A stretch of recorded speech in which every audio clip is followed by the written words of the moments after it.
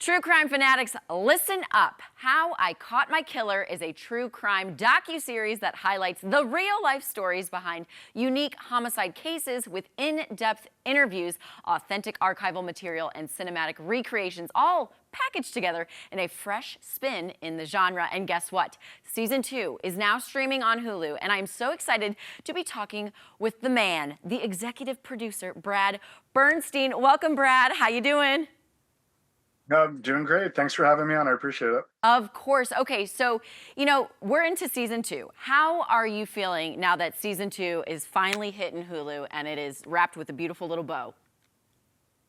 Yeah, we feel really good about telling these particular stories. I mean, season one did very well. I think we told the stories in a way that did the victims justice, and I think season two has some really fascinating stories, some really unique people that we're focusing on, and a lot of participation from family members, friends, and law enforcement, which is essential to telling these stories. Yes, and obviously, true crime, murder, it is like all the rage, and I am a part of that group of people. But I really love the concept of this, or this angle of, solving the murder from the grave. So how were you able to conceptualize this angle? Yeah, well, this started a couple years ago. We have focused on a case in West Valley City, Utah, where the woman was having issues with her husband, and she walked through her house with a camcorder and recorded things. And one of the lines stuck out to us, and that was, "If something happens to me, this is why I'm filming this." And that just like hit us so deeply, and we said, okay, well, are there other cases where the victim leaves something on behind? Because that video really helped law enforcement know exactly who did this. And it turns out, unfortunately, there's many of these cases where the victim leaves something behind, whether it's, the Fitbit on their watch that shows the direction of where they are, or whether it's a video that they actually filmed during the murder. Sometimes it's not as overt as that. Sometimes it's much more subtle, and law enforcement has to really dig in and use it to help the investigation. Yeah, and without giving too much away, episode 2 with the teacher, how she sent that one photo to her sister, and my mind was blown. And of course, as I said, I was just down a rabbit hole, binging, and I'm absolutely loving it. And so, how long, how do you find these cases, and, how much time and research goes into all of this? Yeah, I mean, we typically research these things for 4 to 5 to 6 months sometimes. And it's not just whether a particular story fits the premise or the conceit. It's also like in the case that you're talking about in the second episode with that teacher, Laura Wallen.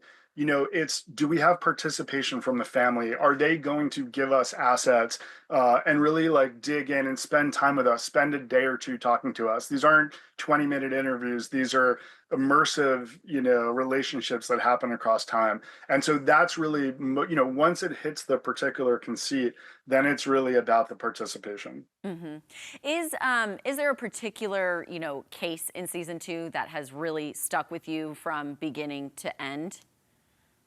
Gosh, I mean, there is a great story, great in the sense that the family has full participation of a woman in Austin, Texas, where my company is based. She disappeared, and all signs pointed to her, at least from law enforcement's perspective, her leaving on her own volition. And it turns out actually that that wasn't the case, and it's actually her words, her letters that were left behind that really pushed law enforcement to figure out who did this. Oh. Her perpetrator now is in prison, and her family feels some semblance of justice because of that. Yeah. Wow. When would you say, Brad, that your true crime itch kind of started acting up? Was it from a young age?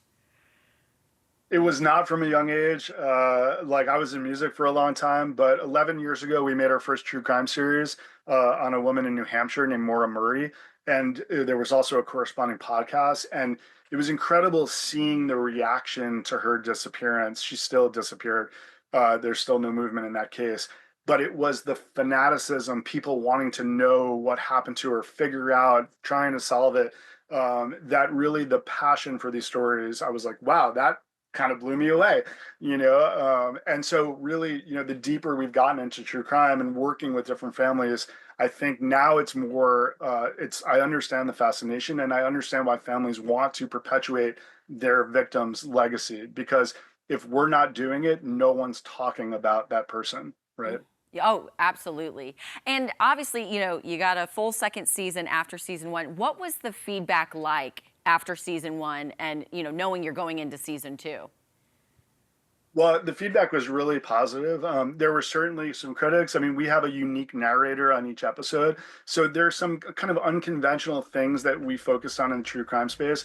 But one of the things people really loved, and that is that we focused on underrepresented communities, Yeah. and communities that really don't get a lot of attention in the true crime space.